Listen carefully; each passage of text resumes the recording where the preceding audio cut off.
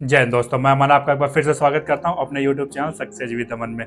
दोस्तों, आज के इस वीडियो में हम बात करने वाले हैं, जब आप यूपी पुलिस कांस्टेबल ज्वाइन कर लेंगे फिर आपको कितनी सैलरी मिलने वाली है और उस सैलरी में कौन कौन से भत्ते आपको मिलने वाले हैं और कौन से भत्ते हैं जो आपको आपको सैलरी के साथ जुड़ के हर महीने मिलते हैं और कौन से भत्ते ऐसे हैं जो आपको साल में एक बार दिए जाते हैं। सारा सब कुछ डिटेल डिस्कस करेंगे। दोस्तों, बने रहे हमारे साथ।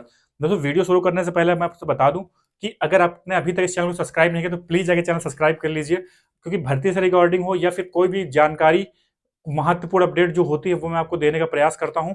तो दोस्तों, सब्सक्राइब कीजिए जाके। फिर इसके दोस्तों आइए वीडियो शुरू करते हैं।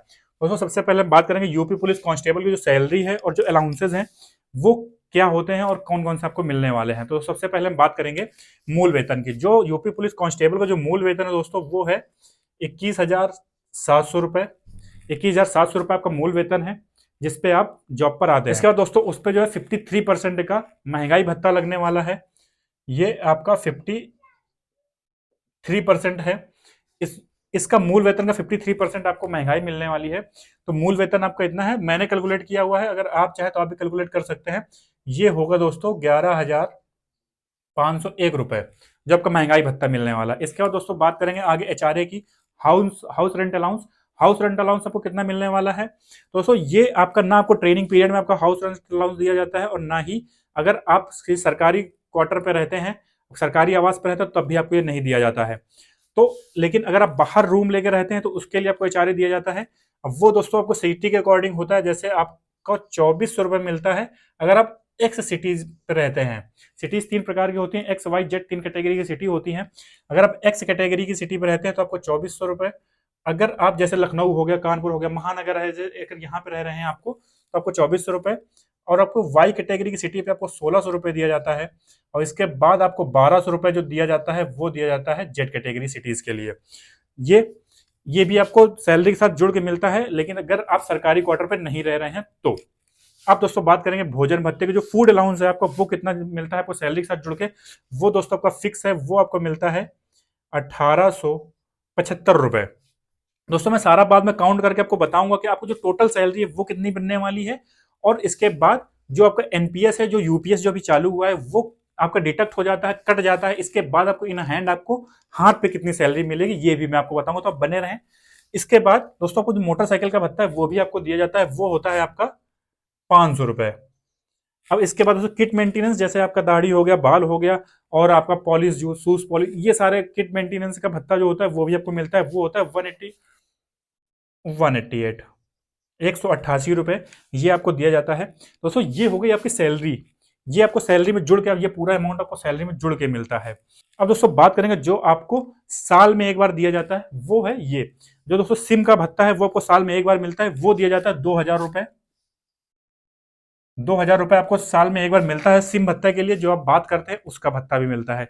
अब बात करेंगे वर्दी भत्ता। जब यूनिफॉर्म पहनते हैं, अच्छी यूनिफॉर्म पहनने के लिए, इसके बाद आपको वर्दी भत्ता भी दिया जाता है।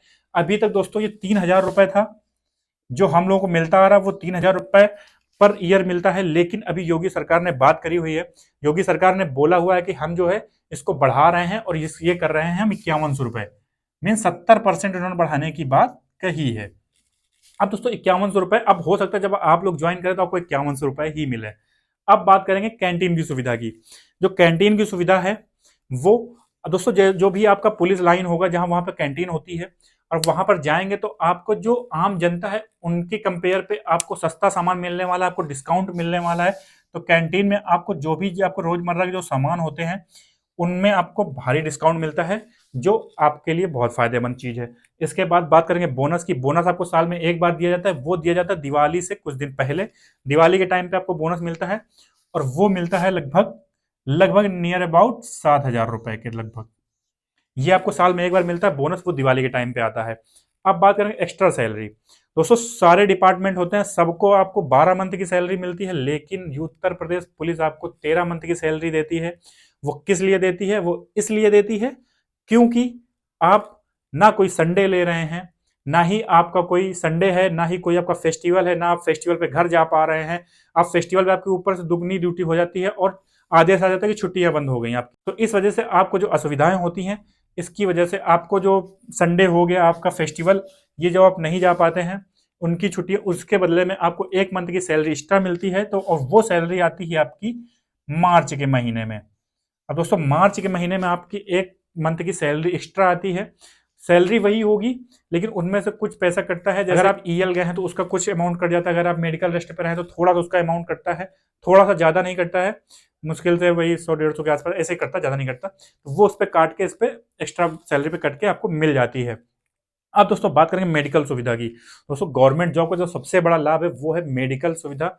जो आपका मेडिकल है उस पर अगर आप हैं या फिर आपके ऊपर डिपेंडेंट, जो आपके ऊपर आश्रित हैं, आपका छोटा भाई हो गया, बहन हो गई, या फिर आपके माता पिता हो गए, जो भी आपके ऊपर डिपेंडेंट है, अगर उनको किसी प्रकार की कोई आपत्ति आती है, किसी प्रकार की कोई दिक्कत आती है या हेल्थ संबंधित कोई इश्यूज आते हैं, तो आपके लिए मेडिकल सुविधा है। आप जितना भी पैसा खर्च करेंगे उनके इलाज पे, वो सारा आपको मिलने वाला है। बस आपको करना क्या है कि जो आप इलाज कराने जाएंगे उसका जो बिल होगा, आपको एक एक बिल आपको संभाल के रखने हैं। आपको एडमिट से लेके सारी जांच, दवाइयां, जो भी है आपका, जो भी बिल होगा सारे बिल रखना है। और वो आगे बिल आप दे देंगे आके, तो गवर्नमेंट आपको उसका पूरा एक एक रुपए का हिसाब करने वाली गवर्नमेंट आपको पैसा पे करेगी। तो दोस्तों मेडिकल की सुविधा हो गई। अब ये सारे दोस्तों चीजें हैं जो आपको, जब आप उत्तर प्रदेश कांस्टेबल पे आ जाएंगे या उत्तर प्रदेश पुलिस की जब सेवा पे आ जाएंगे, तो आपको सारी चीजें आपको मिलेंगी। अब दोस्तों हम बात करेंगे कि ये सारा जो अमाउंट है वो कितना टोटल, आपको टोटल सैलरी कितने वाली आप जोड़ लीजिएगा। मैंने जोड़ रखा है, इस वजह से मैं बता रहा हूं कि आपकी जो टोटल सैलरी है 35,764 रुपए, ये आपकी सैलरी है। लेकिन लेकिन लेकिन रुकिए आप, ये आपको नहीं मिलेगी इतनी, क्योंकि इस पे अभी 10% डिडक्ट होने वाला है। वो है आपका एनपीएस, न्यू पेंशन स्कीम, जो अभी यूनिफाइड पेंशन स्कीम बन गया है, यूपीएस। तो बात करेंगे तो उस पर आपका 10% कटने वाला है, तो आप इसका 10% काट दीजिए। क्योंकि दोस्तों भविष्य के लिए आपका वो कटता है कि जब आप रिटायर हो जाएंगे इस विभाग से, तब आपको एक पेंशन बांध दी जाएगी। वो पैसा जो आप अभी कटा रहे हैं वो आपको रिटायरमेंट में पेंशन के रूप में मिलने वाला है। तो ये आप माइनस करेंगे, तब इसके बाद जो टोटल सैलरी आपकी बनेगी वो बनने वाली है 32,188 रुपए। मतलब दोस्तों आपको जो सैलरी है आपकी ये मिलने वाली है। अगर आप जॉब पे आते हैं, इसके बाद अगर आप गवर्नमेंट आवास पे नहीं रहते तो इस पे एचआरए भी जोड़ लीजिए सिटी के हिसाब से, तो उसका एचआरए भी हो जाएगा आपका। इतना आपका मिलने वाला है। तो सब एक आपको आंकड़ा लग गया होगा कितना। और दोस्तों सबसे बड़ी चीज, सब लोगों को डाउट होता है कि पहली सैलरी आपको कब मिलेगी, किस दिन से आपको सैलरी दी जाती है। तो जिस दिन से आप ज्वाइन करते हैं, अगर आपने 15 तारीख से ज्वाइन किया है तो 1 तारीख को आपको 15 दिन की सैलरी दे दी जाएगी। तो अब ये समझ लीजिए कि आपका एक भी दिन की सैलरी आपकी नहीं काटी जाती है। अगर जिस दिन से ज्वाइन करते हैं उस दिन से आपको सैलरी दी जाती है। और अदर विभाग की तरह नहीं है कि आपको 2 महीने, 4 महीने, 5 महीने बाद से सैलरी आनी स्टार्ट होगी। आप जैसे ही आपका अकाउंट, जब से जेटीसी पे जाते जाएंगे और जेटीसी पे आपका अकाउंट अकाउंट सब आपको मिल जाएगा, आपको एटीएम मिल जाएगा, अकाउंट नंबर मिल जाएगा, तुरंत आपके उसी अकाउंट पे महीने की पहली तारीख को आपकी सैलरी भेज दी जाएगी। जितने दिन की भी सैलरी बनेगी वो आपके अकाउंट पे आ जाएगी। तो दोस्तों उसमें परेशान होने की कोई बात नहीं है। तो दोस्तों उम्मीद करते हैं आपको वीडियो पसंद आई होगी, इन्फॉर्मेटिव लगी होगी वीडियो। आपके जो भी अगर दोस्तों कोई भी अगर डाउट होते हैं, कोई भी आपको परेशानी होती है, कोई भी दिक्कत होती है, तो आप मुझे नीचे इस पे कमेंट ड्रॉप कर सकते हैं, या फिर आप मुझे दिए गए इंस्टाग्राम पे सीधे मुझे मैसेज करके मुझसे पूछ सकते हैं। तो दोस्तों बने रहें हमारे साथ और देखते रहें। और धन्यवाद। जय हिंद।